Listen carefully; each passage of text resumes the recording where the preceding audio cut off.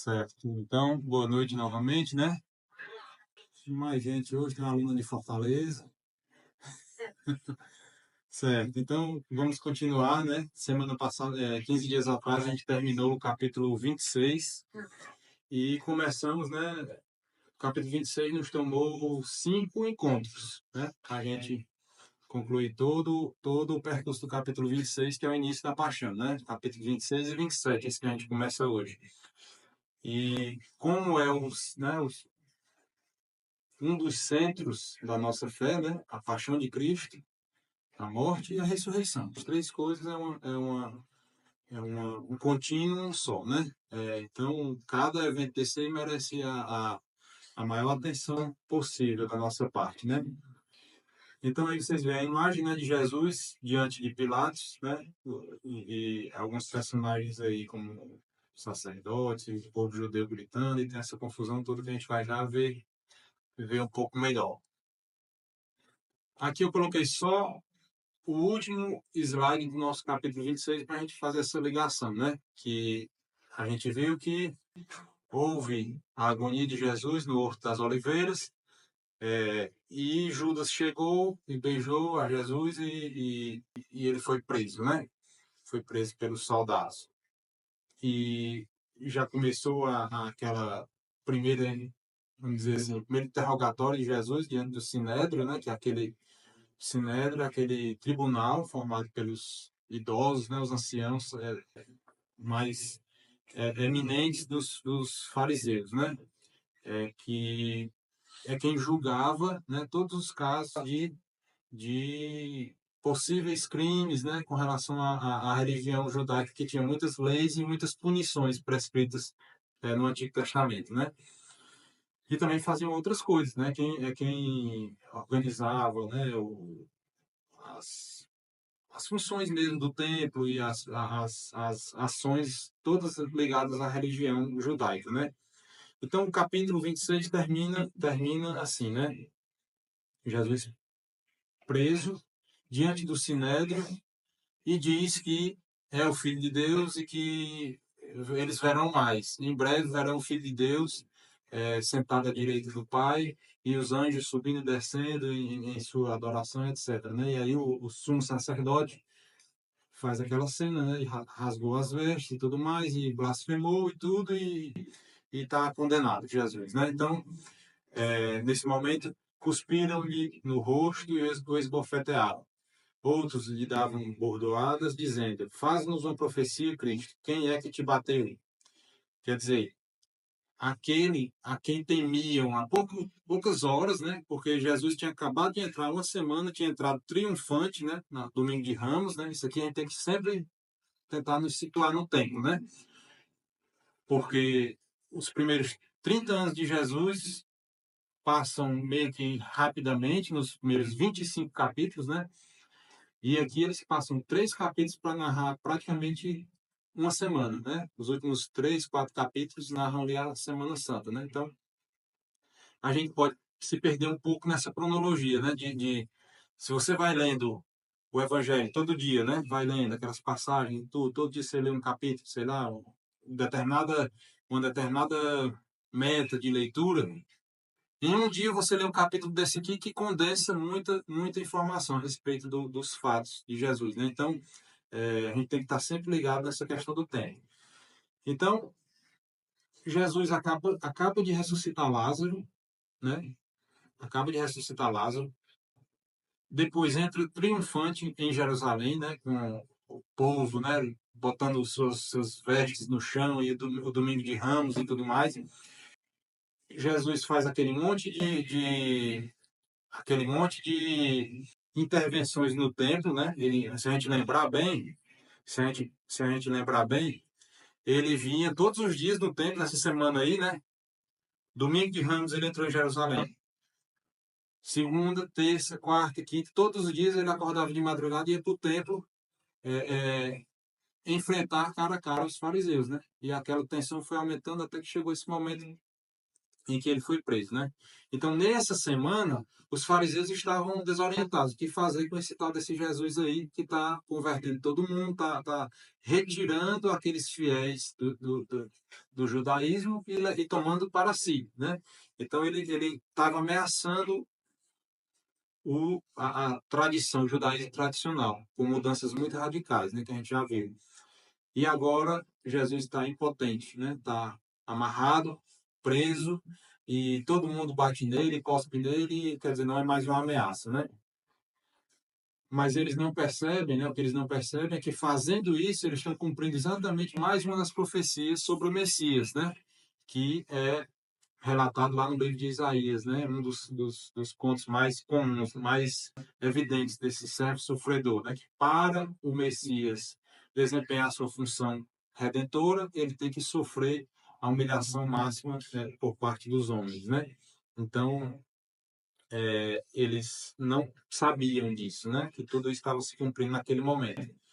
Então, agora sim, a gente realmente chega ao capítulo 27, né? Que começa assim, né? Então, passaram a noite dessa confusão, prenderam Jesus, bateram em Jesus e aquela confusão toda. Amanheceu o dia. De manhã cedo, todos os sumos sacerdotes e os anciãos do povo reuniram-se em conselho contra Jesus, a fim de condená-lo à morte. Tendo amarrado Jesus, levaram-no e entregaram a Pilatos, o governador. Bom, sempre não é ocioso a gente relembrar. A Judéia, a Terra Santa, fazia parte do Império Romano naquela época. O exército romano lá da Itália veio dominando tudo até chegar naquela região lá da Judéia. Era uma das últimas províncias do Império Romano. E o Império Romano chegava e colocava os seus representantes de governo, né? Seus governadores locais, mas o Império Romano tinha uma diferença que eles respeitavam muito as culturas locais, desde que essas não prejudicassem o seu domínio, né? Então, assim, eles chegaram lá na Judéia, dominaram e botaram seus governadores, dividiram aquela região lá, e tinha um governador aqui, um procônsul ali na outra cidade, Cesareia, Jerusalém e tudo mais, e, e administrando dessa forma. Enquanto o culto dos judeus não atrapalhasse a questão administrativa de Roma, que Roma era um estado administrativo, assim, eles tinham uma extrema organização militar e de gestão de agricultura, de alimentação para aquele povo e tudo mais, mas eles não se interessavam muito nessa questão religiosa dos lugares em que eles conquistavam, né? Então, desde que os judeus não atrapalhassem o governo romano, eles eram permitidos de exercer a sua fé, né? Então, o Império Romano tinha vamos dizer assim, um catálogo lá de religiões permitidas nos seus domínios, né? E de vez em quando estourava uma confusão, de repente, uma parte dos judeus se insurgiu contra Roma, né? Aí tinha uma batalha lá e o exército romano ia e debelava aquilo ali, acabava a história, segue o jogo. Então, todos os crimes do ponto de vista de rebeliões e de questões políticas mesmo, eram levadas às autoridades romanas, né? Então aqui a gente já começa a desenhar um fato que não está muito congruente, né? Porque Jesus está sendo condenado por questões religiosas locais dos judeus. Jesus está sendo acusado por ter se dito que era Deus, que ia estar ao lado de Deus, e que era o filho de Deus e tudo mais, e os fariseus estão o condenando por isso. E estão levando ele para o governador, né? Então, o governador ia ver se ele estava fazendo confusão, se ele estava formando um exército para guerrear contra Roma, para tentar expulsar os romanos de lá. E o governador estava para isso, né? Nessa questão de defesa e de planejamento local. Logo, qual era a intenção desses fariseus? Roma, quando chegava em um lugar desse daí, eles aboliam muitas das penas, das questões jurídicas que eram exercidas naquele local. Então, assim, os judeus têm lá as normas de punição, né? O adúltero, que é pego em ato de adultério, é apedrejado na mesma hora. Não tem negócio de julgamento, de levar para aqui, para lá, de direito de defesa, não. Então, tem lá. Se fizer isso, a punição é essa. Tá? Então, Roma, quando chegava em um lugar, dizia pena de morte só quem pode aplicar é o governo romano.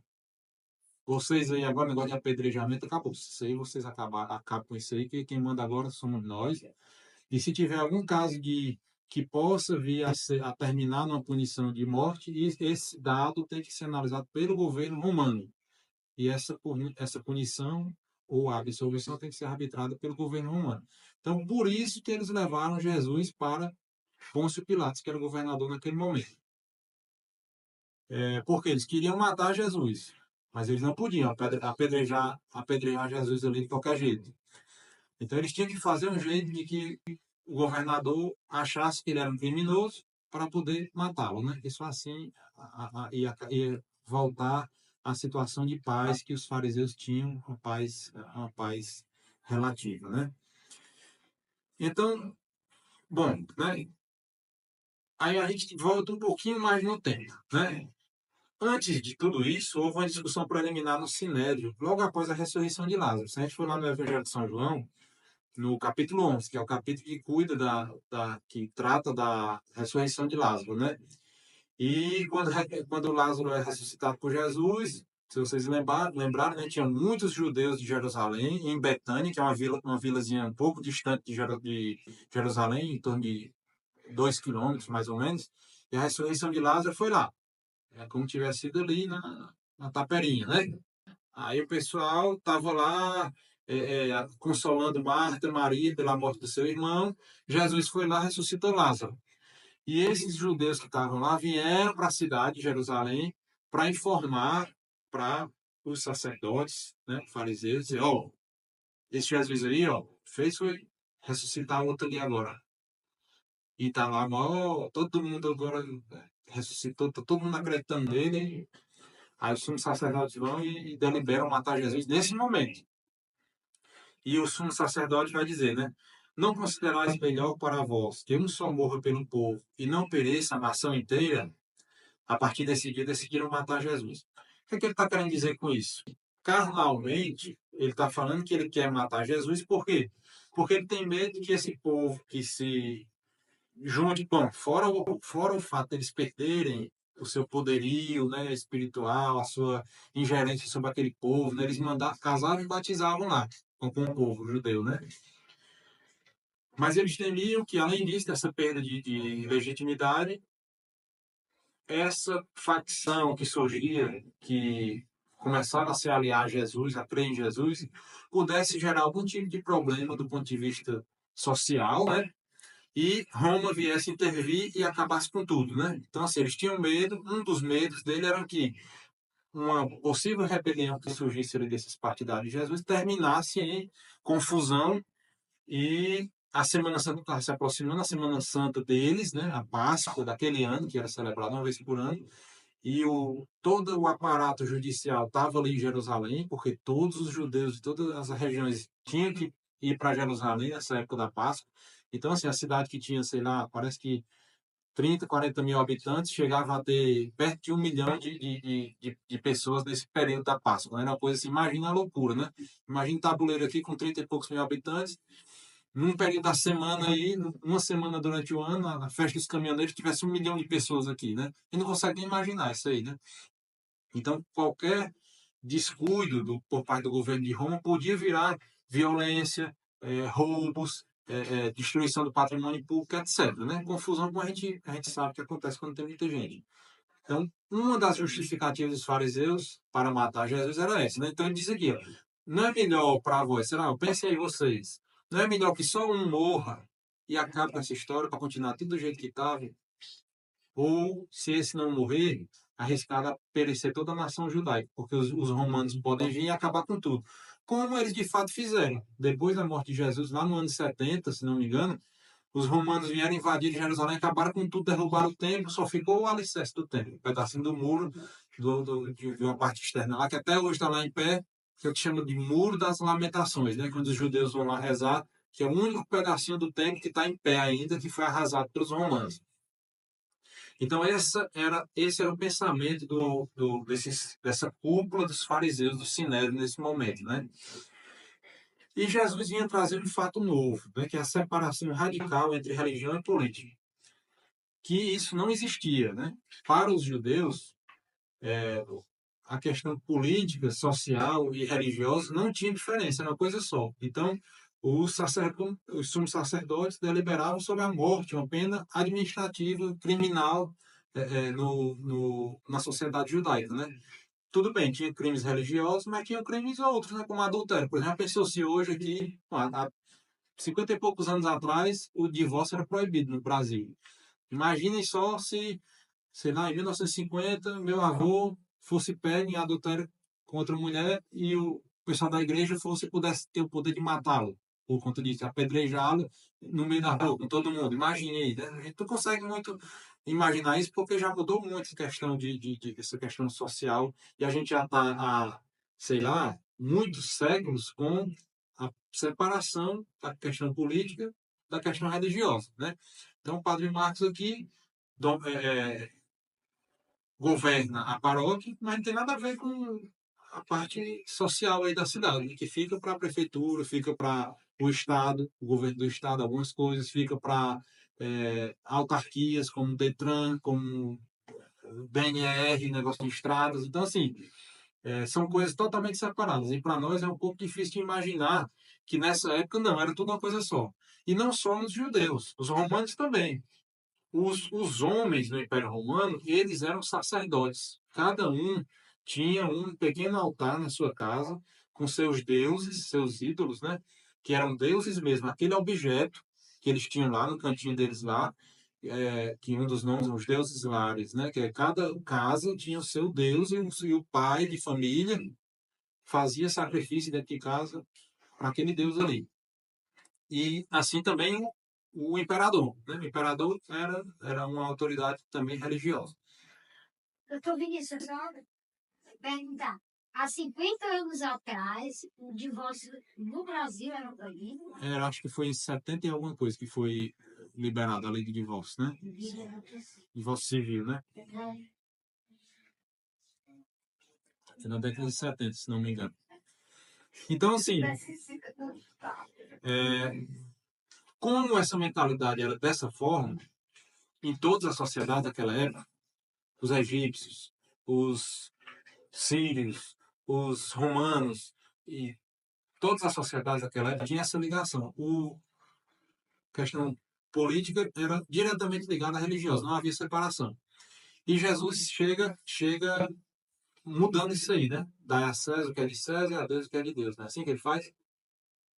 Só que os judeus esperavam um Messias político-militar, né? Eles esperavam tipo um novo Davi, que viesse e separasse novamente Israel, né, a Terra Santa, de Roma, e que o povo judeu pudesse ter o seu apogeu novamente, né? Então, assim, Jesus não nem de longe parecia ser o Messias para nenhum daqueles fariseus ali, né? E a máxima evidência disso aí foi a cruz, né? Que quer dizer, que espécie de Messias era esse que estava morrendo na punição mais humilhante que tinha no Império Romano? Eu quero ver, bom, que hoje a gente não vai andar nem perto de chegar na crucificação, né? Mas eu quero ver se, quando eu for tratar da crucificação, eu quero trazer um pouco da história dessa parte da cruz, né, que surgiu em Cartago, no norte da África, e era uma punição que era feita para humilhar mesmo aquele povo, certo? Teve lugares lá que eles matavam, por exemplo, os romanos dominavam a cidade lá, Cartago. Então eles pegavam e botavam assim centenas de cruzes na estrada, certo? A cada 100 metros uma cruz com um soldado inimigo crucificado lá vivo, né? Para quem fosse chegando naquela cidade, vamos dizer, do peixe gordo até aqui, a cada poste daquele ali ser uma cruz com um cara morrendo, né? Entendeu como é que é? Então, assim, e a morte era lenta, a morte era dolorosa, bom, voltando àquela nossa. A gente tem que pensar o que é isso, né? A gente vai pensar melhor nisso aí, mas o camarada se urinava, certo? Daí vocês conseguem, né? O punido ali estava nu, certo? Então, assim, nada mais humilhante para alguém ser condenado à cruz, né? Você ser queimado vivo é uma coisa, quer ser uma pessoa morre rapidinho, né? Você ser apedrejado também morre rapidinho com as suas roupas ali. Isso tudo a gente tem que pensar quando a gente imagina essas coisas, certo? E outra, né, como a gente vai ver, fazia parte da crucificação todo o processo que Jesus passou, né? Flagelação, todo tipo de humilhação possível, né? Então, assim, é, não parecia em nada que Jesus era esse Messias que os judeus esperavam, certo? Apesar de todos os milagres que ele vinha operando, né? Apesar de todos os milagres que ele vinha operando. Então, essa parte aí dos fariseus radicais, eles não viam em Jesus nenhum sinal, nenhum indício de, Volta para de, daqui. de messianismo. A cruz, despojamento total do poder terreno, separação Radical, entre CR e religião e política. Religião e política. briga. Certo. Então passaram toda a noite deliberando para matar Jesus publicamente, certo? A gente pode também pensar o seguinte: ei, você aí, lá no cinema, estava vendo aquele pessoal todo ali, chamava um, rapaz, faz o seguinte, arrasta esse Jesus ali para trás e passa uma faca no pescoço dele e acabar essa história, certo? Podia ser feito isso. Mas isso não teria um efeito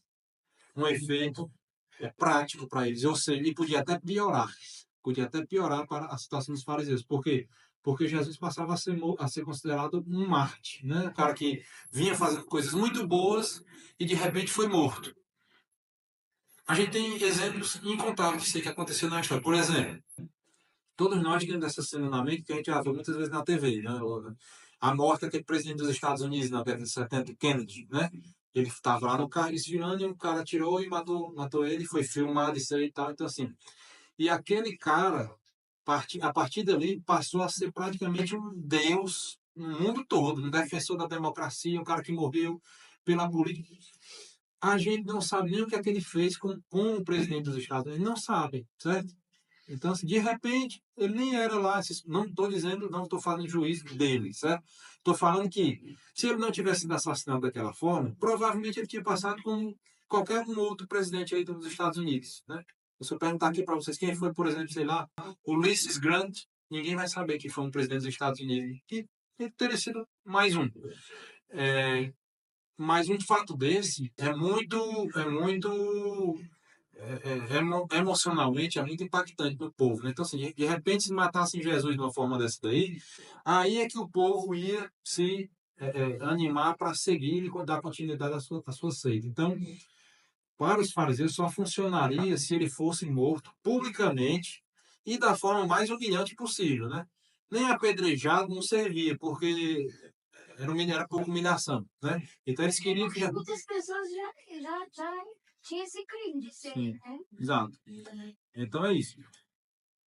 E por que que eles decidiram isso, né? Por vários motivos, né? Mas Jesus assumiu peremptoriamente, quer dizer, radicalmente o título de Messias para si, né? E ele não atenuava nada, né? Ele dizia, ó, é assim mesmo, ó. A minha carne é verdadeiramente comida, meu sangue é verdadeira bebida. Quem não comer isso aqui, não beber do meu sangue, não terá parte comigo no reino do céu. Todas as afirmações dele são muito, muito peremptórias mesmo, a palavra é essa, seguros, firmes, não tem margem para veja bem, não é bem assim, né? Que é até mais uma coisa que a gente pode refletir na atualidade, que assim, a gente tem, bom, conheço várias pessoas, né? Jesus foi eu não sou cristão, mas Jesus foi um grande sábio, né? Foi um grande filósofo, foi um grande defensor do comunismo, né? Tem muitos aí, já pega um pedacinho de Jesus certo? Mas é porque não conhece nada do Evangelho, né? Se você lê o Evangelho de São João, principalmente, quantas vezes Jesus disse que é Deus, que é um com o Pai, que é isso, que é o outro. Então, só tem duas possibilidades. Ou a gente acredita e segue, ou então a gente acha que é um perturbado mental, né, que não vale nada. Não dá para você ficar selecionando essas passagenzinhas, não, né? A própria passagem que ele diz, né? Antes que Abraão fosse, eu sou, né? Eu sou é o próprio conceito de Deus, né? Sim. No Antigo Testamento, né? Então, E ela tem mais para ter interpretação. Ou seja, antes que Abraão fosse, para uma milhagem de anos antes dele, Exato. Já era, assim, ele é Deus, né? Tudo isso está muito presente no imaginário dos judeus, né? Essas palavras aí, eu sou, né? Esses termos dos salmos que Jesus falou, inclusive na cruz, tudo aquilo ali fazia parte da mentalidade dos judeus, né? Então, tudo isso era politicamente absurdo e teologicamente inaceitável. Quer dizer, só merecia a condenação, né? É o que São Paulo vai dizer em algum momento, que eu não lembro onde é, você sabe, 1 Coríntios, né? Que, como é que é? Jesus, a cruz de Jesus, né? É loucura para os gregos, né? Escândalo para os judeus, né? Então, assim, realmente, se você for analisar, ou você tem fé para acreditar que aquilo ali realmente é Deus que veio mesmo e fez tudo aquilo ali e que a gente tem que seguir, ou então tem que chutar para longe, né? Porque não tem sentido, né? E os fariseus, que a gente procurou botar aqui, né? Eles tinham uma preocupação legítima, como eu falei, né? Eles tinham medo de que aquilo gerasse uma revolta social que terminasse na intervenção mais agressiva de Roma. Isso é uma preocupação legítima de um governante, né? Por quê? Porque eles tinham esse poder e essa função de tutelar o povo e o tempo, né? As atividades no tempo. Como a igreja tem hoje, né? Diversas atividades e funções sociais, né? Então, assim, se de repente o Papa reconhece que num determinado lugar, num país lá, está havendo perseguição aos cristãos, ou perseguição aos católicos, estão matando os padres, ou está se desenhando algo que pode acontecer nesse sentido, é legítimo que o Papa, por exemplo, tome alguma atitude dentro das suas possibilidades para tentar evitar isso, né? Por exemplo, os nazistas começaram a perseguir determinados setores da sociedade, né? No começo, os judeus. Então, era de se esperar que o Papa, por exemplo, naquela época, visse, ó, se eles estão aí com essa loucura aí de perseguir os judeus, daqui a pouco eles vão perseguir os católicos. Então a gente tem que fazer alguma coisa. Nem que seja fazer uma campanha para retirar os católicos da Alemanha, por exemplo. Assim como os comunistas, né? Os comunistas passaram o tempo todo falando que religião era o ópio do povo, que religião é só uma coisa para aprisionar as pessoas numa mentalidade, não sei o que e tal, e que o regime comunista é um regime ateu, e quando eles assumem um determinado lugar, eles matam as pessoas lá. Então, é de bom tom que os papas, por exemplo, se preocupassem. Quando um governo comunista assumia o país, é de se esperar que os católicos, o Papa, os bispos e tal, se preocupassem e tentassem fazer alguma coisa para evitar um problema mais sério. Então, assim, os fariseus, é que a gente está vendo tudo depois de ter acontecido, ainda, tanto que tem muitas partes da Bíblia que dizem assim, os judeus condenaram Jesus. E não foi todos os judeus, foram os judeus que não creram nele. Então, e a igreja sempre teve períodos em que alguns países católicos perseguiram os judeus, expulsaram os judeus dos seus países e tal. Por quê? Por questões políticas, muitas vezes, na maioria das vezes, né? Mas a igreja sempre reiterou várias vezes que os judeus são nossos irmãos e que a gente tem que tentar trazê-los, né? E fazê-los crer que Jesus realmente é nosso Senhor, né? E assim como nossos irmãos protestantes e assim com todos os outros que ainda não abraçaram a fé católica, né? Mas isso tinha um conflito com a ambição egoísta do poder, né? As dinastias de Anás e Caifás, né? Que eram os sumos sacerdotes daqueles tempos. Então, assim, a gente sabe que o poder sobe a cabeça, né? Inclusive, o poder eclesiástico, nessa época aqui, como a gente acabou de ver, o poder eclesiástico tinha um poder muito grande, né? Muito grande de ingerência mesmo sobre o povo. Então, eles tinham medo de perder essa autoridade, né? De virar ninguém. Por exemplo, se a gente for pensar aqui, há 50 anos aqui atrás, o padre era o quê? Na cidade era a autoridade máxima, né? Máxima. Tem até um poema do um poeta paraibano, que é o G.C. Quirino, que ele diz assim: padre, prefeito e doutor, os homens mais entendidos da cidade, né? Padre, prefeito e doutor da cidade, né? Né? O advogado também, o juiz, todos eles tinha aqueles 5 ou 6 homens que eram né? E o padre era assim também. Bom, invasão de igrejas protestantes, pulveriza, Tabuleiro tem uma igreja católica e tem, sei lá quantas igrejinhas protestantes, cada um com seu pastor. A gente tem que entender uma coisa, existem vários níveis de autoridade. Existe a autoridade mais básica, que é o poder de um cidadão chegar e ameaçar a sua vida e ele tem a autoridade máxima sobre você naquele momento. Quando chega um assaltante com uma arma na sua cabeça, ele tem a autoridade máxima na sua vida, mas é por aquele momento, né? E existem outros graus de autoridade, como o grau de autoridade de poder sobre o dinheiro. Então, assim, pessoas muito ricas têm o poder de comprar consciência dos outros ativamente, né? A gente vê muito isso nas eleições, por exemplo, e tem o poder do dinheiro também de não ser ativo, mas ser uma ameaça. Por exemplo, você tem um emprego, né? E você ganha por aquele emprego ali, e vem um cara que tem o poder sobre aquele seu emprego, ó, faça isso aqui que eu quero, que senão eu vou tirar esse seu emprego. Isso é uma forma de poder, que é mais potente, né, do que esse primeiro que eu falei. Porque esse primeiro que eu falei, quando o assaltante leva suas coisas, acabou o poder dele por você, sobre você, né? Acabou. Mas esse cidadão que tem essa pressão aí sobre você do ponto de vista econômico já é uma coisa mais incisiva. E um terceiro tipo de poder que é muito mais impositivo sobre as nossas consciências é o poder espiritual. A gente sabe disso. A gente sabe que quando o padre fala para a gente alguma coisa, por exemplo, no confessionário, para a gente que tem fé, aquilo ali tem a gente tem que fazer violência contra nós para descumprir, de repente, uma determinação, dessa uma orientação que o padre dá, né? Ou quando a gente passa a conhecer os mandamentos e as leis da igreja e tudo mais, a gente sofre muito e fica com o peso de consciência quando a gente infringe um problema. Isso falando do ponto de vista natural aqui, só do ponto de vista assim, sem levar em conta a questão mesmo da fé, né, da condenação, da perda da graça e tudo mais. Então, assim, o poder espiritual é muito forte. A gente tem que ter consciência disso. E os fariseus tinham essa consciência. E eles sabiam que, de repente, Jesus estava vindo como uma igreja quadrangular, não sei de quê. Certo? Imagine só. Tem os fariseus que dominavam o judaísmo ali, praticamente, com os saduceus. Aí tinha outras seitazinhas menores, né? Os zelotas, não sei quem. Aí vinha outro. Lá vinha esse tal de Jesus aí, formar uma igrejinha deles aí. A igreja, sei das quantas, né? Fundo de quintal ali.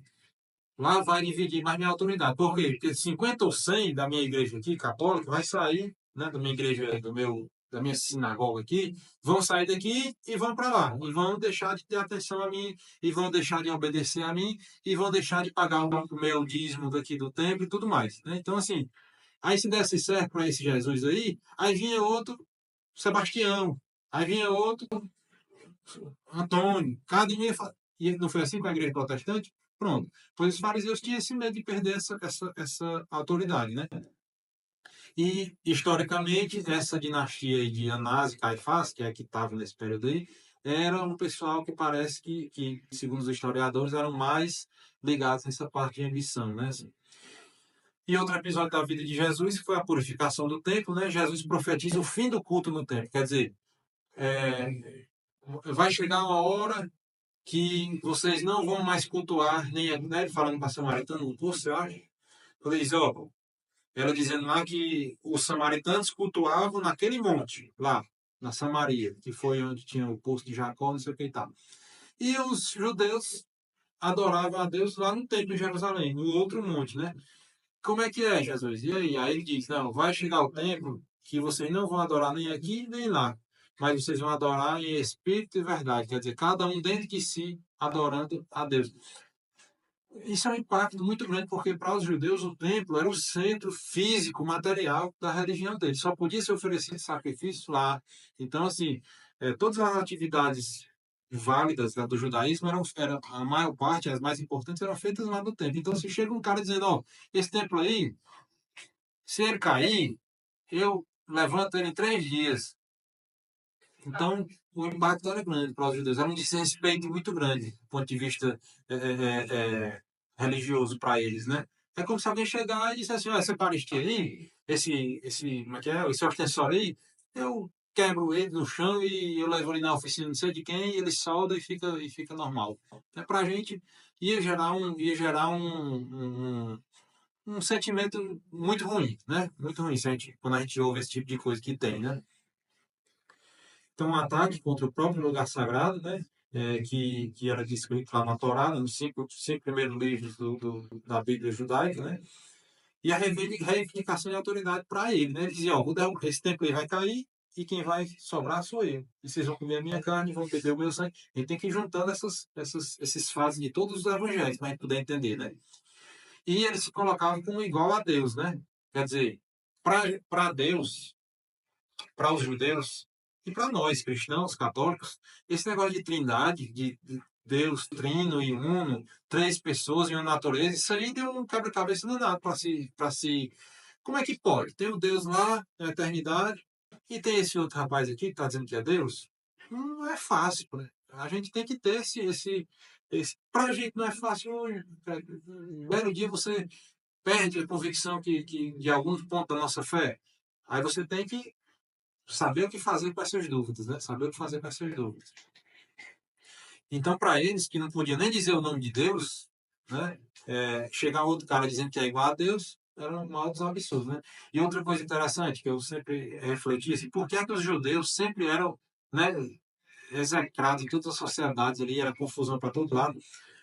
Só os judeus eram monoteístas naquela época. Quer dizer, só os judeus acreditavam em um único Deus. Você chegava no Egito, era Deus cachorro, Deus rato, Deus jacaré, tudo mundo. Você ia para o lado da Índia, era Deus elefante, vaca é Deus, não sei o quê. Você vai para a Grécia, tem Deus de todo tipo e qualidade. Aí você chega um tal de judeus aí, doidinho, lá numa provínciazinha, num lugarzinho deserto, tem nada, e vem dizer que é só um Deus. Quer dizer, que agora toda a nossa sociedade grega, que foi construída nos últimos 2, 3 mil anos, está tudo errado. Imagine isso, né? Se viesse um povo lá do, sei lá do interior de Rondônia, dizendo agora que a religião é outra. A gente vai rir da cara desse pessoal. E é assim que é fazer com os judeus. Só que eles tinham problemas sociais. Né? Por quê? Porque tinham sociedades, chamavam sociedades cosmológicas, quer dizer, eles ligavam muitos acontecimentos climáticos e sociais à punição dos deuses. Né? Se está faltando chuva, é porque o deus da chuva está triste. Então, vamos degolar aqui 15 crianças e tocar fogo nessas crianças para esse deus ter pena da gente e mandar uma chuvinha. Aí chegava para pedir uma criancinha dos judeus, ó, a gente vai ter que matar 15 crianças. E a gente sorteou aqui, caem duas de vocês aqui, dos judeus. Aí ele disse, não, ele mesmo não dou não, meu menino, porque eu não acredito nesse seu Deus aí. Aí é como é que é? Quer dizer que a gente não vai ter chuva mais, porque se não quer dar seu menino, tomava força, confusão. Então, essa mudança de politeísmo para monoteísmo tinha impactos muito fortes, onde os judeus chegaram. Por isso que eles, onde chegavam, tinha confusão, né? E eles tinham que ter a fé, né, e a perseverança, a fortaleza de manter-se firmes na fé deles, que muitas vezes não acontecia, né? Não acontecia. Faziam bezerro de ouro e se casavam com mulheres fora da religião, descumprindo os preceitos do próprio judaísmo, e por aí a coisa ia, né? Que é essa história da nossa ligação com o Antigo Testamento. Né? O povo judeu somos nós, né? Que a todo momento nós estamos em comunhão com Deus e daqui a pouco a gente cai. E daqui a pouco a gente volta. Daqui a pouco a gente cala. Né? A nossa vida é essa. Né? Jesus disse que agora você vai ser adorado, Deus vai ser adorado em espírito e verdade. Quer dizer, a nova aliança, um novo método, novo modo de adoração. Né? Então, isso gerou essa crise sem solução que foi definida pelo sumo, né? O sumo sacerdote, com essa sentença aí de morte, né? De condenação à morte de Jesus. Assim, foi interessante a fidelidade dos judeus no que eles criam, né? E se uniam, né? Quer dizer, eles não aceitavam matar as crianças deles, né? E hoje, nós cristãos, assim, a unidade é muito importante, né? Hoje, pedem-se nossas crianças no ventre das mães, né? Através do aborto, né? Esse pedido de legalizar o aborto, né? Então, assim, precisa de um povo unido, né? Porque Jesus já disse que ele dividido não subsiste, né? E eles tinham muito essa fidelidade. O que o avô deles tinha dito era o que iam lá para não sei quantas gerações perpetuava, porque era o que Deus queria, era a fé deles e iam por gerações, né? Aí hoje se encareceu muito isso, né? Eles tinham essa... O católico não acrescentava o aborto. Aí a gente às vezes diz, não, eu sou católico, mas quanto ao aborto nessa situação, não tem exato. unidade, né? Quer dizer, você tá fora e nem sabe, já tá fora do fogo, né, místico de Cristo, nem sabe da acha que está dentro. Pois é, para a gente ver como tem repercussões muito fortes, né, essa questão espiritual. Todos os cientistas políticos, né, os antropólogos, sociólogos, eles sabem, né, até os princípios de ser toda nação, todo povo, um dos critérios máximos de união desse povo, né, são os feitos em conjunto desse povo. E um dos mais importantes é a união religiosa, né? Porque essa questão que a gente acabou de falar aqui sobre a força da autoridade espiritual, né? Além da língua, além dos feitos históricos do ponto de vista de conquista de território, essas coisas, né? Então, assim, mas a questão religiosa é um fator. Então, se não tem, que é justamente a ideologia atual, né? De que, né, que o Padre Paulo Ricardo fala todos os dias, praticamente, nas homilias dele, né? Não, o importante é crer em qualquer coisa, né? Crer em alguma coisa, tudo é igual, todo mundo. E não é, né? Não é. Porque tem as coisas diferentes, né? A hierarquia das coisas, né? Então, assim, uma religião que é bem legal, mas que não se incomoda com aborto, né? É diferente de uma religião que segura os seus princípios desde o começo até hoje e não abre, né? Então, assim, dá o certo, dá o peso certo para as coisas certas, né? Bom, então a gente segue aqui no capítulo, né? Aparece esse novo personagem aí, né? Judas tentando devolver o dinheiro para os sacerdotes no templo, no setor deles lá, né? Judas, o traidor, ao ver que Jesus fora condenado, ficou arrependido e foi devolver as 30 moedas de prata aos sumos sacerdotes e aos anciãos, dizendo: pequei entregando sangue inocente. Eles responderam: que importa? O problema é teu. E ele jogou as moedas no santuário e saiu e foi enforcar-se, né? Quer dizer, esse é um dos grandes mistérios da nossa fé, né? Esse mistério de Judas, né? É uma coisa que a gente pode refletir muito sobre isso, né? Que como é que pode, né? Um dos 12, né? Que viam tudo aquilo de perto, de tão perto, tudo que Jesus falou para os outros 11, falou para ele também, né? Todos os ensinamentos, então assim, e se fala do arrependimento, né, da volta do filho pródigo e tudo mais, Jesus ensinou tudo isso. E tem esse trecho, né, que Jesus se arrependeu, ou Judas ficou arrependido e foi devolver o dinheiro, né? Então, assim, mas a gente tem que ver que tipo de arrependimento é esse, né? Quer dizer, esse arrependimento aí foi um falso arrependimento, né? Ou um arrependimento incompleto, quer dizer, ele disse aqui, ó, pequei entregando sangue inocente, né? Ele não disse, eu pequei entregando Deus para ser morto. Eu pequei entregando o Messias de você. Esse cara que eu dei, eu estava fora de mim, mas esse cara é o Messias, é Deus, a gente não pode matar ele. Quer dizer, a forma de arrependimento é como assim, no nosso caso particular, nossas confissões, né? Um dos critérios é esse, né? Arrependimento de todos os pecados mortais cometidos até aquele momento, né? E o propósito firme de não cometê-los mais, e em alguns casos, né? No tocante à questão mais da justiça, mas em outros também, fazer o máximo para repará-los, né? Quer dizer, então aqui é um caso típico de pecado contra a justiça, né? Não tem quem termine de enquadrar esse pecado aqui de Judas, né? Mas uma dimensão dessa, você entregou um inocente para ser morto. Então você pecou gravemente. Aí não adianta o cara não morreu ainda. Tá lá, ó, eu inventei uma mentira e pegaram o rapaz lá e vão matar.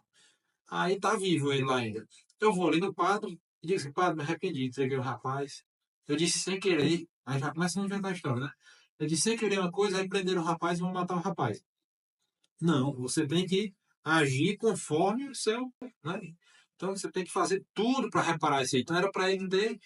Isso é uma forma de a gente pensar, né? Estou dizendo que era para ser assim, tudo, que um, um teólogo disse isso. Eu estou imaginando aqui com vocês, né? De repente, esse arrependimento dele teria sido incompleto, porque como a gente viu no encontro passado, o sermão do Padre Antônio Vieira, ele disse, né? Ó, Judas ouviu tudo e não se converteu. E Pedro ouviu um galo cantar e se converteu, né? Então, assim, que mistério é esse, né? O que terá acontecido? A gente deve pensar nessas coisas para as implicações na nossa fé, né? Para quando eu for me confessar com o padre, eu pensar, ó, eu não posso esconder pecados, eu não posso me arrepender parcialmente, né? Ele diz, não, eu fiz tal coisa errada, mas também não tem nem, tô nem, eu acho é pouco, né? Que fulano e tal se lascou, eu vou me arrepender ali, vou pedir perdão para o padre, e tô nem aí, né?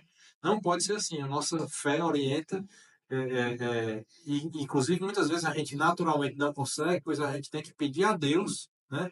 Que nos dê a graça do arrependimento sincero, né? É das orações que a gente deve fazer, né? E o desespero, né, de Judas, né, que terminou e foi se enforcar. Quer dizer, que está lá com um dos pecados que, né, que contra o Espírito Santo, né, que é o desespero, que é você não acreditar mais na misericórdia de Deus, né? Quer dizer, o seu pecado é tão grande que nem Deus pode perdoar, né? Né? Um tipo de soberba isso aí, né? A gente achar que Deus não pode nos perdoar porque o nosso pecado foi grande demais, né? Ele estava mais com o orgulho dele, né? Ferido, Exato. ele com o coração contrito. Se ele tivesse ido e chorado lá com Pedro, né, arrependido, mesmo que não tivesse conseguido salvar a vida de Jesus, mas certamente ele teria sido perdoado. E também que Judas viu em Jesus, ele só viu basicamente essa questão política, né?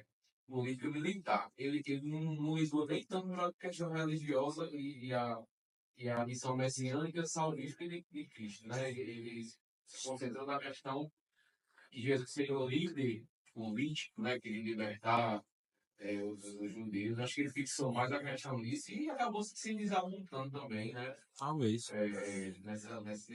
Nesse quesito. Achou que iria vir um grande líder militar, ia arrasar o povo humano, né? Iria libertá-los, iria ser um grande líder, iria um grande poder militar, né? E não foi isso, né? Cristo não veio pregar nada disso. Veio para pregar a paz e a questão do reino de Deus, né? O reino espiritual. Mas é isso que o doutor Vinícius falou. Se eles estavam com os apóstolos juntos, quer dizer, ele já... Ele não deixou penetrar, ele não deixou que a graça penetrasse nele. Porque Pedro negou ele 13, né? Pedro chegou a negá-lo, mas se arrependeu. mas se arrependeu e tanto que se tornou a pedra da igreja. Né? Se tornou a pedra que queria sustentar a igreja posteriormente. E Judas e Pedro também não se deixou tocar por essa graça. Então, e assim, uma coisa interessante também, que eu vi uma das reflexões, é em que momento teria ocorrido esse suicídio dele, né? Porque tem, bom, tá dizendo aqui, sair foi enforcar-se, né? E tem lá, no começo dos Atos dos Apóstolos, acho que é no começo do capítulo 1, logo, que diz lá que Judas, né, se pendurou e que suas vísceras se romperam e caíram pelo chão, né? Então, assim, que teoricamente ele teria ficado lá enforcado lá durante um bom tempo, né? Porque para acontecer isso aí, não é do dia para a noite, né? Que o organismo se decompõe assim tão rapidamente, né? Bom, mas assim, em que momento ele teria ido se suicidar realmente, né? Porque assim, até esse momento ele está vendo que Jesus está condenado, né? E teoricamente, se tudo correr como os judeus estão querendo, Jesus vai ser morto, mas isso vai demorar horas ainda, né? Horas ou dias, eles não sabiam, né? Estava acontecendo aquilo ali naquele momento. Então, assim, será que ele teria acompanhado em algum momento a paixão de Cristo em seguida? Em algum momento ele teve esse desespero, né? E quando via de repente, na hora que Pilatos expunha Jesus, como a gente vai ver e tal, em que momento ele teria ido se enforcar, né? Porque assim, tem esse tempo, né? E outra coisa que é importante, assim, eu sempre tenho cuidado de ver isso aí, essa questão do suicídio, né? Que é muito grave, né? Na nossa sociedade está aumentando, né? A quantidade de suicídios, por problemas de depressão e tudo mais. E outra, né? Como todo mundo sabe que a igreja, né? O cristianismo condena o suicídio, né? Assim, aí fica todo mundo perde a esperança, né? Será que meu familiar que suicidou não tem, né? Bom, não se sabe, né? Não temos como saber. No momento, de repente, o camarada está cometendo suicídio ali, no caso desse aqui, por enforcamento, tem os momentos, né? De repente o camarada se arrepende ali, mas não tem mais força de reverter o que ele fez. Ninguém sabe. Não se sabe. E para os homens é impossível, para Deus nada é impossível. Então, assim, nunca pode ter esse pecado de desespero junto de nós, né? Assim, por mais que a gente reflita e tudo mais, mas a gente não pode perder a esperança na graça divina, né? E eu achei interessante essa citação, né, desse acho que é Beato, Rabano Mal. Pendurou-se com um laço para manifestar que era detestado pelo céu e pela terra, né? Forte, né? Isso aqui, né? Quer dizer, um enforcado ali, no caso, a situação de Judas aqui, para a nossa situação. O camarada nem está suspenso, voando, levitando, ou subindo ao céu, e nem está no chão, né? Quer dizer, ele está rejeitado por por todas as dimensões da existência nesse momento, né? Então, eu achei bem forte essa frase aqui que eu vi. Tem uma história de São Brandás que a viúva chega pra ele, né? Que o marido se jogou da ponte, né? Não sei se você já viu aí. Ela era muito católica, né? Chega pra ele e diz: meu marido se jogou da ponte, sei que ele tá no inferno, cara. Não posso fazer nada por ele. Chorando muito, e ele já tinha falado de santidade, aí chegou pra ela, né? Fez uma prece com ela, né? Pela alma falecida, e disse: minha filha, não se preocupe, não chore mais. Entre a ponte e a água houve arrependimento. Você conseguiu. Exato. Foi pro lado, né? Não desesperar, né? Recolhendo as moedas, os sumos sacerdotes disseram: não é lícito depositá-las no tesouro do templo, pois é preço de sangue. Então deliberaram comprar com esse dinheiro o campo do oleiro para ir fazer o cemitério dos forasteiros. É por isso que aquele campo até hoje se chama Campo de Sangue. Cumpriu-se então o que fora dito por meio do profeta Jeremias. Eles pegaram as 30 moedas de prata, o preço avaliado, com que os filhos de Israel avaliaram, e as deram em troca do campo do oleiro, conforme o Senhor me ordenou. Quer dizer, como tem lá no Evangelho de São Mateus, né? Os fariseus aqui estavam filtrando, né? Estavam peneirando o mosquito e engolindo o camelo, né? Porque eles estavam na maior tranquilidade condenando o inocente às custas de falsos testemunhos, como a gente viu, né? Eles procuravam pessoas para manifestar falsos testemunhos para condenar Jesus. Quer dizer, explicitamente pecando, né?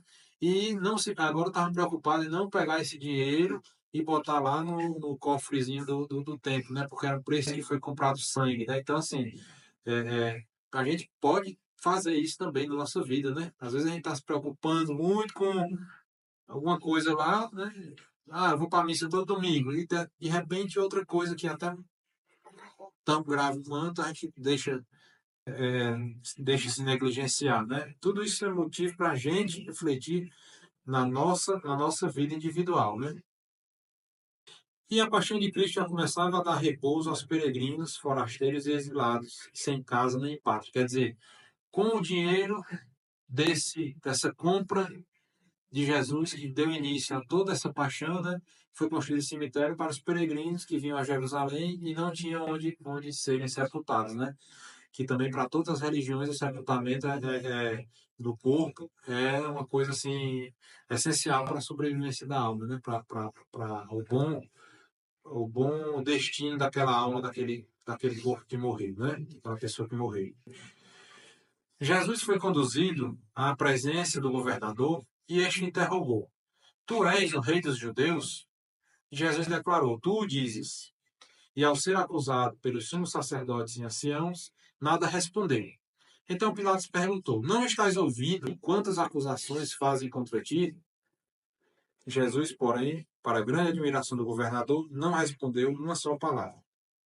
Então, assim, a gente tem que reconstruir essa cena, né? Porque nos outros evangelhos a gente vê que esses acusadores, os fariseus, ficaram do lado de fora desse lugar, que é um lugar aberto, esse pretório, né? Um lugar mais alto, a gente vê muito isso aí nos filmes, né?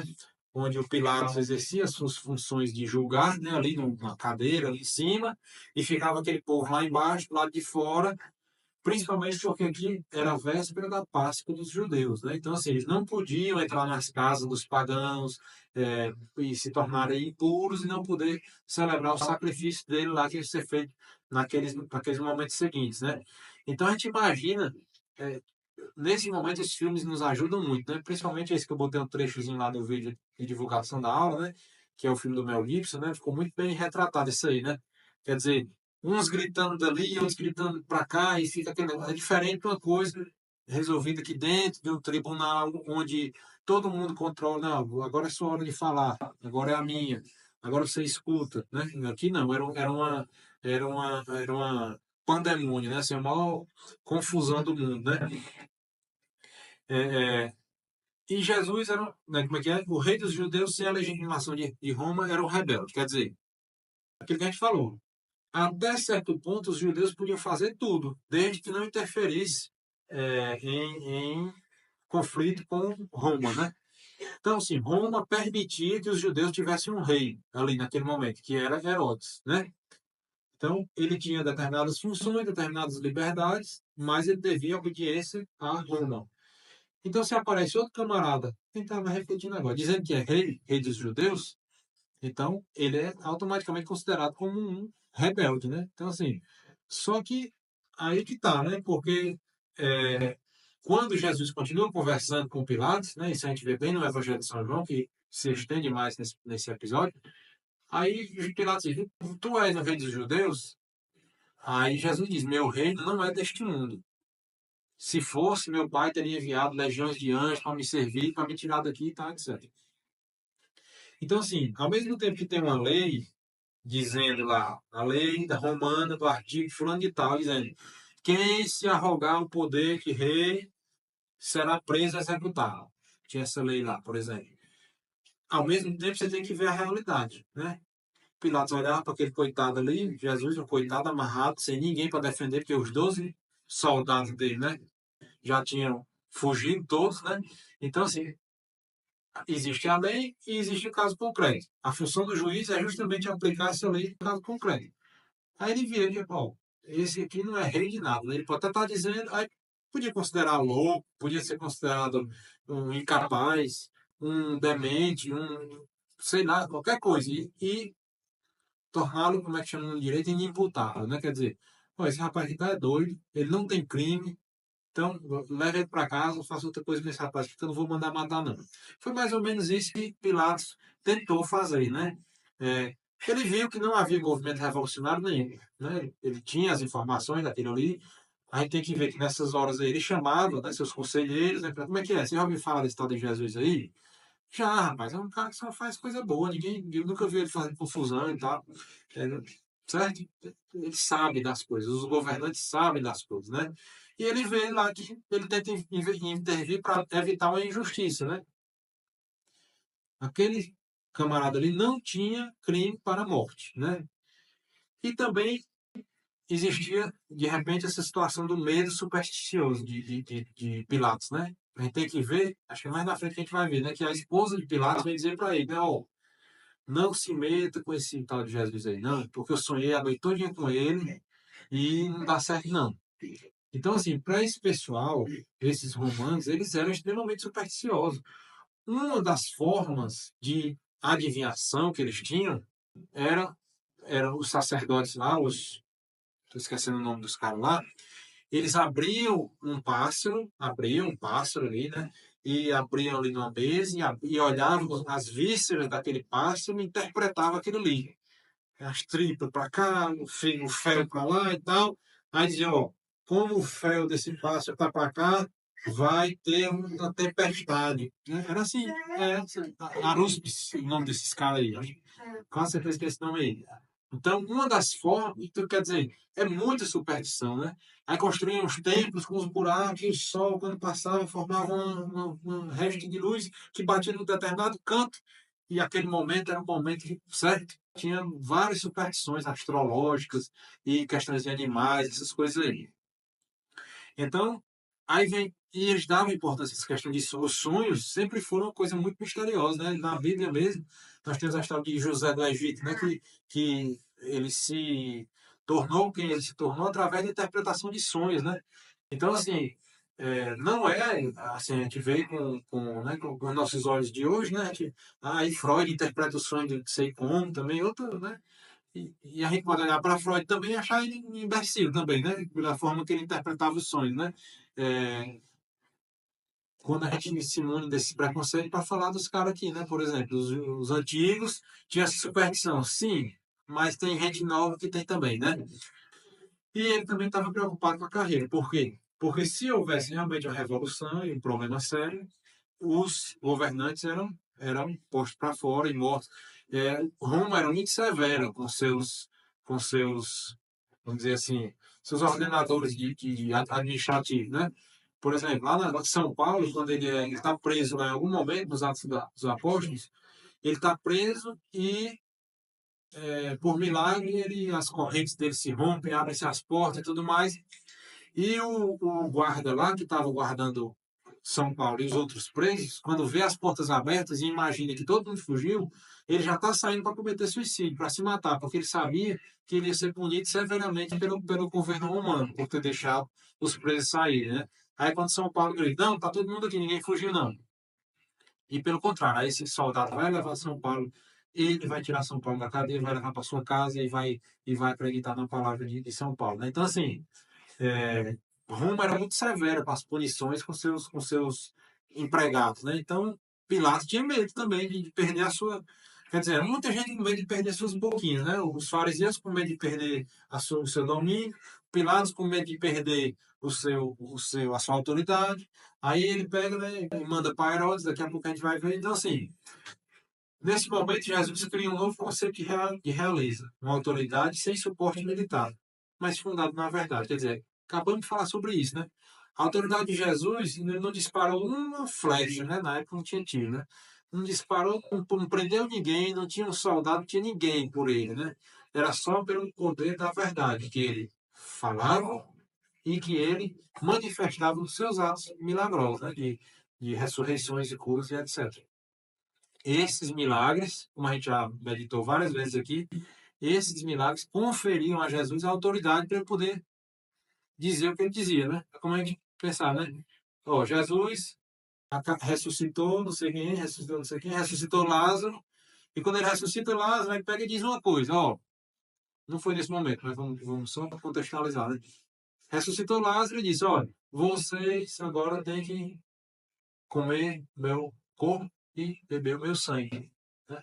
Então, assim, rapaz, esse rapaz acabou de ressuscitar aqui, essa pessoa, então o homem é forte. Então, nisso aí, que eu não tenho como ver, eu vou acreditar, né? A gente pode pensar em outras coisas mais simples, né? Quando ele fala do adultério, né?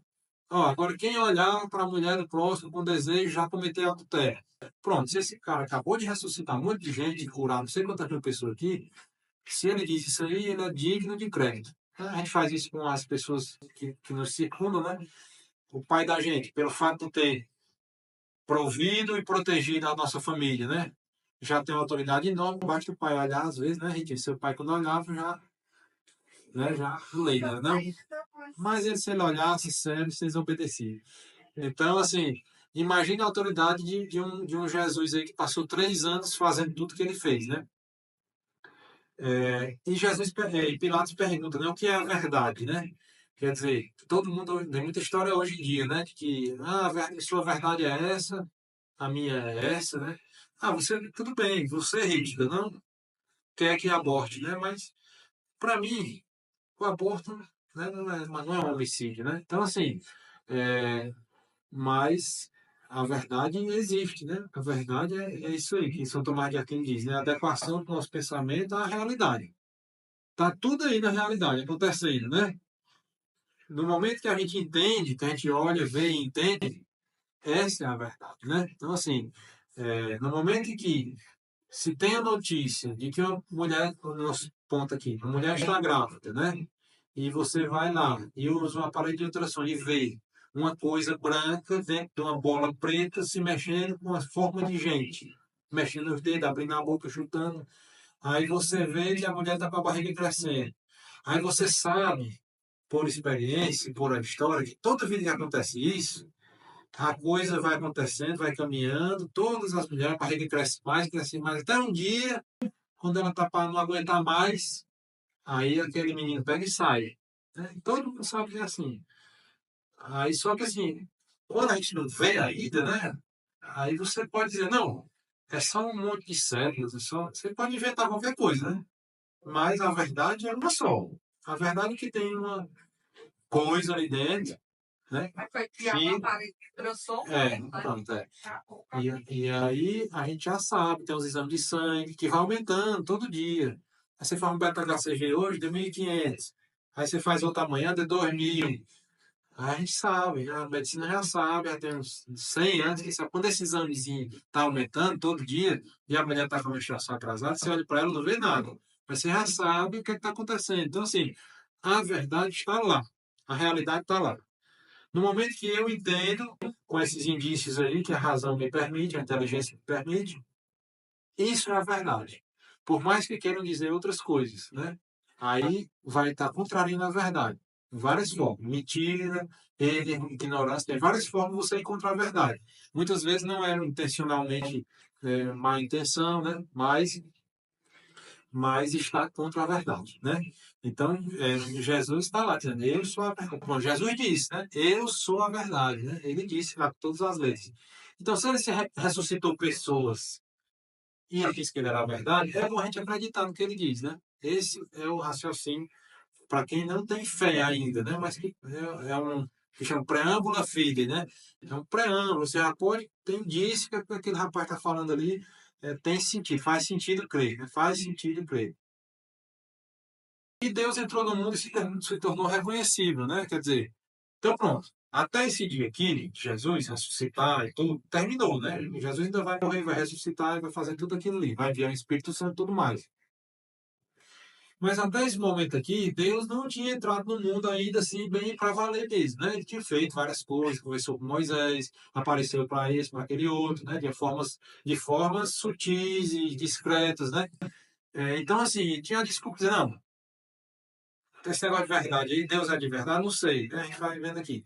Mas aí Deus entrou no mundo e apareceu para essa turma aqui durante anos e anos e fez tudo o que fez e disse que era a verdade, a vida, que era Deus, que era o caminho, que era tudo. Então, pronto. Então, a partir desse momento, a gente tem uma verdade reconhecível para a gente ver. Que tem uma imagem, que tem um rosto, que tem, né, a imagem, a semelhança de Deus, né? Tudo mais. E assim, né, doutor, essa verdade assim, fundamental que eu pensei que seja um bom da palavra, né? Já em ambientes de trabalho, onde eu passei, um próprio irmão de fé católico, entre aspas, diz que não existe verdade absoluta. Não disse existe. Apenas Jesus é que eu sou para mim a verdade e a vida. Então pronto. Às vezes, o básico, né? Isso é uma besteira que a pessoa pode dizer, né? Isso aí. Aí você pode dizer para ele assim, certo, mas isso aí que você está dizendo aí, a verdade é relativa. É verdade? Pronto, acabou-se o homem, né? Acabou-se. Aí ele tem que, né? Porque se for verdade, a verdade dele é relativa também, eu não preciso acreditar, né? E se for mentira, ele está se autocontradizendo também. Então, assim, coitado, né? É ignorância. Provavelmente é ignorância, não é má fé, né? É uma das formas de você encontrar a verdade. Às vezes, na maioria das vezes, é a própria ignorância. É que é bonito, né? De as fábulas, né? São Paulo falava, né? É bonito dizer que a verdade depende de quem vê, a verdade é relativa, a verdade. É assim, É porque facilita para todo mundo, né? Ah, o Deus é o Deus de Spinoza, que era um filósofo que disse que é um Deus que não pode fazer tudo, tudo se você se agradar, pode fazer. Você, olha, não escute quando as pessoas disserem que você tem que fazer tal coisa, siga o seu coração, faça o que você quiser, né? Aí é bom, né? Você ter pessoa dizendo isso aí para você, você tá, né? Aí, é, Você aprender assim, não concordo. ainda não, Aí, assim, porque é fácil, é moleza, né? É moleza. E a gente quer moleza, né? A gente já viu várias vezes aqui. ele sabe que o doutor está O criando. ser humano quer moleza. A gente, pelo pecado original, a gente quer moleza, a gente quer facilidade, a gente quer conforto, a gente quer dinheiro, a gente quer tudo, né? Fazer nossas vontades, né? Então, assim, é como aquele meme lá, né? Ser cristão é muito fácil, mas eu vou te explicar. Isso aí o outro cara vai dizer, é extremamente difícil. E é mesmo, né? É extremamente difícil. Dá trabalho muito pra gente, né? Pena muito a vida toda. Então, essas coisas aí são muito bom de ouvir, né? Ah, pode fazer o que você quiser. Só que aí as implicações são muito sérias, né? Então, assim, Jesus criou um novo conceito de realeza baseado na verdade, né? A verdade não tem poder externamente, somente individualmente, né? Aí tá lá, João 8, né, 32, né? A verdade né? E conhecereis a verdade, e a verdade vos tornará livre, né? Então, assim, essa verdade que eu, por exemplo, eu, Vinícius, sei, né? Que a mulher, quando para de menstruar, quando esse exame de sangue dá positivo, quando ele vai aumentando, quando o ultrassom diz isso, aquilo, outro, quando a mulher começa a ter determinados outros sinais, eu sei, eu, individualmente sei que existe uma outra vida dentro dela sendo gerada. E que o curso natural dessa gestação vai ser um bebê, que vai ser uma criança, que vai ser, se tudo caminhar como a natureza permite, né? Só que eu não tenho o poder de enfiar isso na cabeça de ninguém, né? Quer dizer, essa verdade só tem poder sobre mim. Eu tenho a capacidade de, com as ferramentas, né, de linguagem, de evidências, de retórica, de funções, né, de argumentação e tudo mais, mostrando para aí algumas pessoas vão entender e vão acreditar, e outras mesmo assim não. Muitas não acreditam nem Jesus que ressuscitou Lázaro, né? Vão acreditar em mim? Não vão. Mas, quer dizer, a verdade não tem essa verdade aqui. Ó, passou na televisão, todo mundo acredita, né? Não. Existem enganações, né, que podem acontecer, coletivas e tudo mais, mas a verdade, que como acho que é Platão que dizia, né, verdade conhecida, verdade obedecida. Quando a gente sabe uma verdade, a gente não consegue fugir dela. A gente não consegue. Se a gente fugir, é sob violência grande contra si mesmo, e a sequela lá na frente é maior ainda, né? Assim, se você sabe que tem que fazer uma coisa e não faz, deliberadamente, eu sei que eu tenho que fazer uma determinada coisa, mas eu não vou fazer, porque eu não estou afim, porque vai me cansar, ou vai me deixar de, eu vou deixar de obter determinadas outras coisas.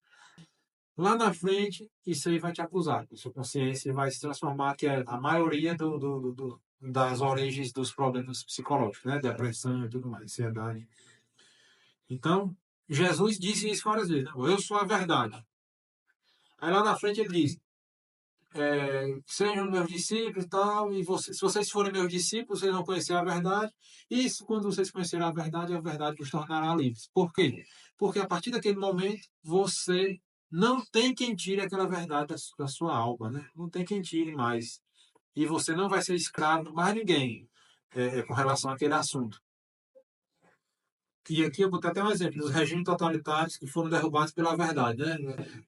Os regimes, por exemplo, o regime nazista, né? Que queria de fina força dizer que os alemães eram uma raça superior, superior aos asiáticos, aos americanos, aos africanos, que eram superiores aos judeus, que eram superiores, mais inteligentes, mais fortes. Eles fizeram tudo, né? Aí investiram no esporte para ser os melhores atletas, aí investiram na tecnologia para ser o país mais avançado do mundo com tecnologia, e investiram nas ciências para tentar mostrar que a história da Alemanha era a história mais bonita e mais. Fizeram tudo isso e se acabou em menos de 15 anos. Porque não tem como. Aí no caso deles é que foi muito gravemente contra a verdade, né? Aí assim, aí começa a fazer o quê? Campo de concentração, a matar o povo no meio da rua, a invadir os outros países. Por quê? Porque a mentira, né? A mentira tem uma bola de neve, né? Ela vai. Para você sustentar uma mentira, você tem que criar mais 5 ou 10, né? Aí, para você sustentar essas outras, você tem que criar, a coisa vai crescendo, né? Então, assim, as consequências são incalculáveis. E, em algum momento, né, a verdade se sobrepõe, né? De alguma forma, internamente ou externamente ao país desse aí, por exemplo, nesse caso que a gente falou, né? Assim como a União Soviética, assim como esses impérios aí que começam a ficar. O Império Romano mesmo caiu quando? Quando eles estavam tão contra a verdade que aí era libertinagem sexual, era, por exemplo, o pátrio poder, que o pai tinha o poder de matar os filhos e as esposas, certo? Constantino, que foi o imperador que permitiu o culto cristão católico no ano 313, esse mesmo Constantino, ele matou a mulher dele, ele matou um filho dele, era filho de uma santa, Santa Helena, que a pobre, para expiar os pecados do filho, foi fazer uma peregrinação para Jerusalém e foi quem achou a cruz de Jesus e tal, etc. Outra história. Mas assim, O regime romano estava tão contra a verdade já, de uma forma tão degenerada, que ele caiu de podre, né? Caiu por si só. Aí vem outro governo ali de fora e invade, porque já está tão fraco aquele sistema de poder ali que não se sustenta mais.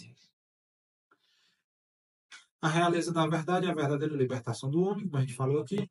E Pilatos, no final de tudo isso, se estava achando que Jesus era doido, que era o que fosse, mas ele se admirou da constância serena e imperturbável de Jesus. Quer dizer, versículo 14. Jesus, porém, para a grande admiração do governador, não respondeu a sua palavra. Quer dizer, o silêncio às vezes é constrangedor, né? Às vezes você está tentando ali convencer a pessoa, está tentando, e a pessoa simplesmente lhe ignora com silêncio ali, desarma qualquer pessoa, né? Então, assim, Pilatos vendo aquela história. Quantas vezes Pilatos passou por aquela situação de estar com um condenado nas suas mãos e dar uma opção para o cara e o cara se abrir todinho e não, para eu sobreviver, eu aceito tudo aí. Que você disse, eu aceito. Quantas vezes todos os políticos, os governantes, não passam por essa situação? E quando chega um que não cede, aí pronto. Porque você não pode impor a vontade dela.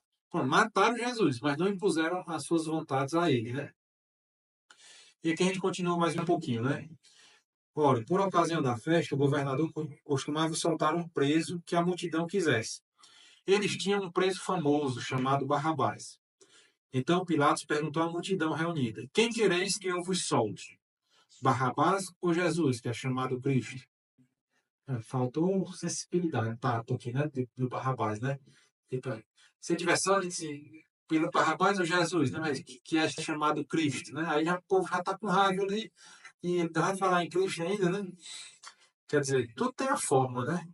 A gente, que é médico, a gente lida muito com isso. Às vezes, tem várias formas de você dar notícia para um paciente. A mesma notícia você pode deixar o paciente arrasado, né? O paciente sai arrasado ali do consultório. Ou se você dá a notícia de uma forma X, de uma outra forma, o paciente pode sair triste, mas com esperança, né? Então, assim, isso também nos quer dizer alguma coisa. Não, o Pilatos aqui, nesse momento, ele não foi habilidoso. Ele estava com uma causa boa, uma boa intenção, salvar Jesus até aqui, né? Mas aí ele fala: vocês querem que eu solte esse Barrabás aqui ou esse Jesus que está dizendo que é o rei de vocês? Né?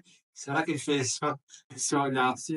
Então, assim, é, isso nos mostra que a gente deve ter a forma, né, de fazer. Não é só ter a boa intenção, né? Como a gente já sabe do ditado popular, né? Quando não era muito habilidoso Não. na teoria, não. O gringo que era Não, mas eles eram artistas também, tinha o Cícero, né? é. Eles eram bons na retórica, muito bons, né? Mas o Pilatos aqui faltou essas aulas, parece, né? Pilatos bem sabia que eles haviam entregado Jesus por inveja. Enquanto estava sentado no tribunal, sua mulher mandou dizer, né? Não te envolvas com este justo, pois esta noite, em sonho, sofri muito por causa dele, né? Aquela história que a gente acabou de falar. Os sumos sacerdotes e os anciãos, porém, instigaram as multidões para que pedissem Barrabás e mandassem matar Jesus. E o governador tornou a perguntar: qual dos dois quereis que eu solte? Barrabás, responderam, né? Quer dizer, no Evangelho de São Lucas, com cada evangelho tem uma informação a mais, né, tudo. E eu achei importante colocar isso aqui, né?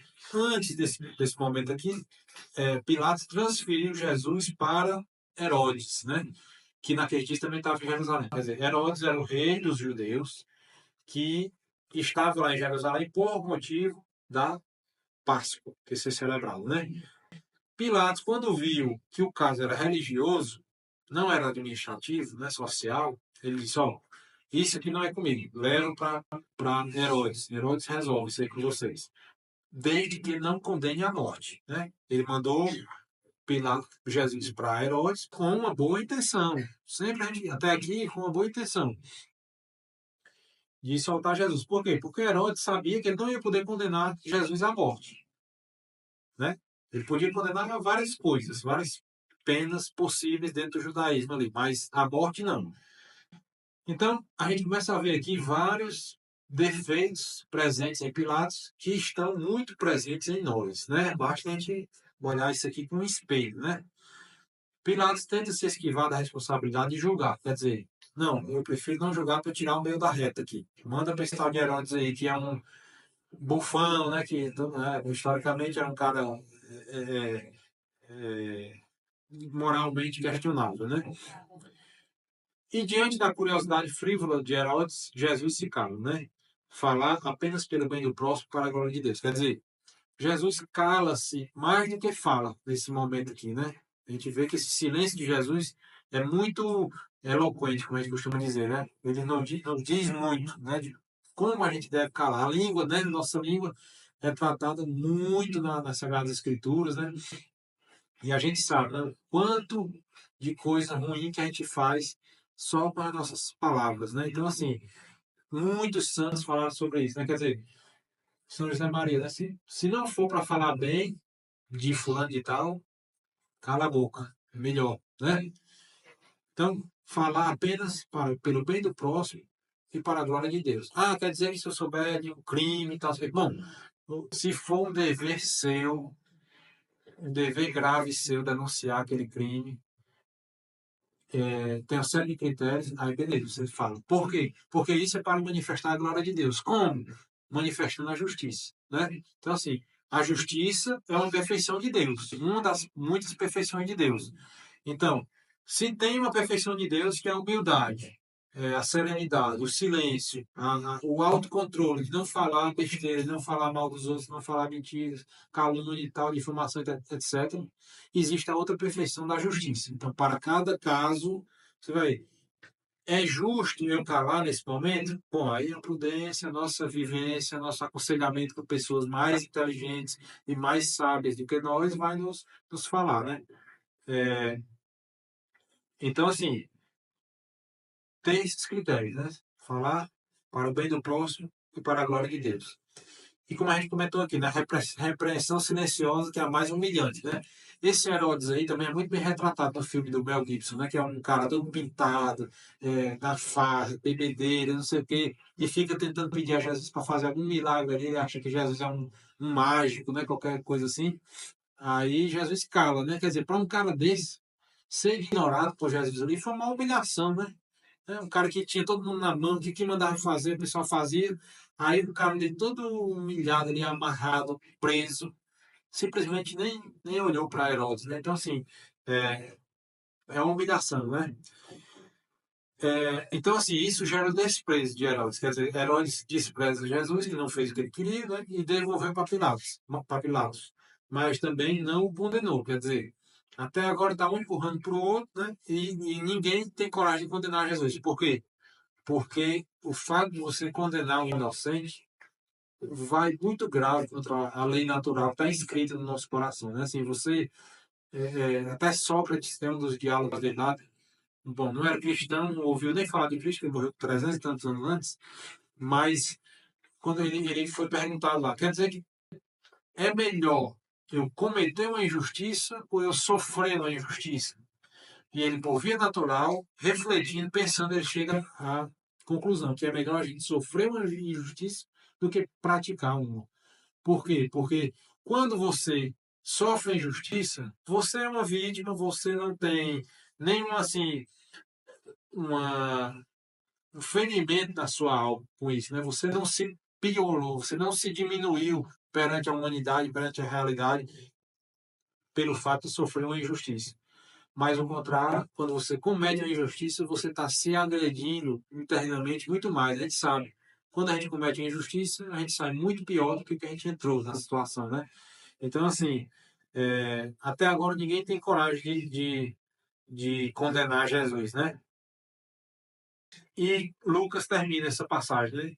E nesse mesmo dia, Herodes e Pilatos ficaram amigos entre si, pois antes eram inimigos. Quer dizer, um tinha uma visão das coisas, de repente Pilatos era aquele administrador que só queria saber da questão jurídica e social de Roma, e Pilatos era um rei lá perturbado, e um não se chegava com o outro. Mas nesse momento eles se tornaram amigos, quer dizer, eles viram que aquilo ali era um problema, aquele Jesus era um problema para eles não tinham como resolver, então eu peco de um jeito aqui, né? Pilatos peca por omissão, por negligência, por isso, por aquilo outro. Herodes peca por outros pecados. e a gente se junta todo mundo no balaio, agora não tem nada. Todo mundo tem o rabo preso, né? Assim que a gente vê lá em Brasília, e mais perto também, mas vamos falar de Brasília sem citar nomes nesse momento, né?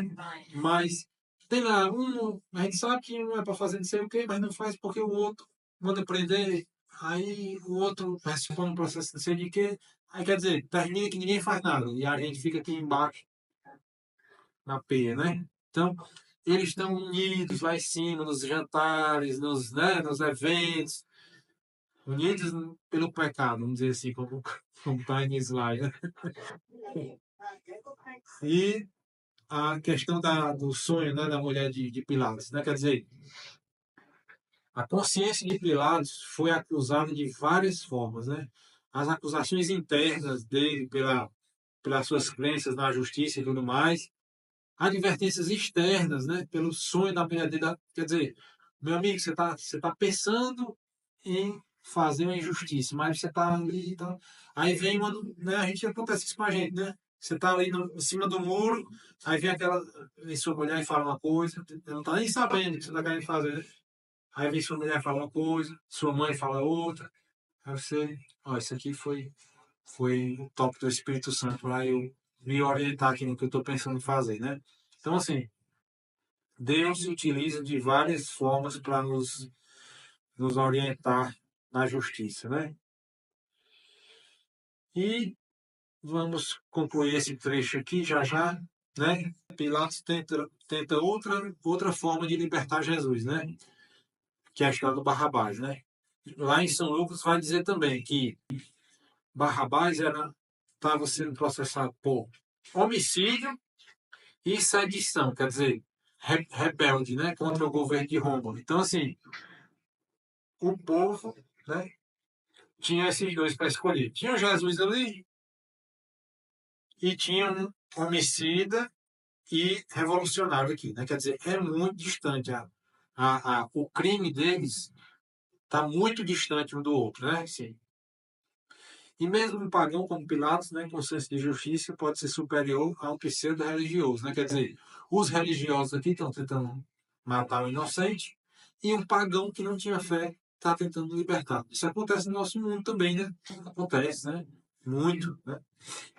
Tem muitos não cristãos aí que humanamente, né, filantropicamente ou por princípios de humanidade, de direitos humanos e tudo mais, acabam fazendo muito mais bem para a humanidade do que certas pessoas com mentalidades religiosas, mas sem a caridade, né? É muito presente isso aí. E como a gente fala o quê, né? A maior crueldade do povo, né? Entre um homicida e um inocente, né? Escolher o homicida, né?